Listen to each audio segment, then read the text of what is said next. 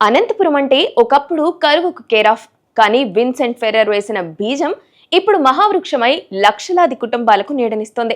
ఆ నీడను చెదరనీయకుండా ఢిల్లీ స్థాయిలో పోరాడి ఆర్టీటీ భవితవ్యానికి భరోసా కల్పించారు మంత్రి నారా లోకేష్.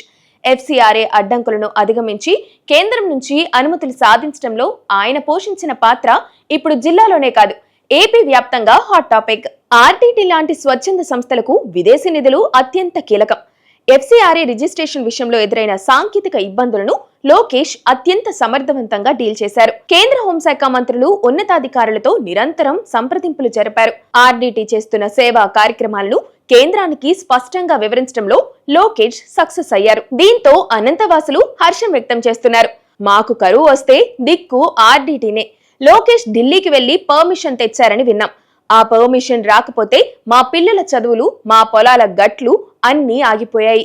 ఆయన చలవతో మళ్లీ మాకు భరోసా దొరికిందని ఎమోషనల్ అయ్యారు. మా ఆరోగ్యం గురించి, మా పిల్లల పెళ్లిళ్ల గురించి ఆర్టీటీ చేసే సాయం వెలకట్టలేనిది.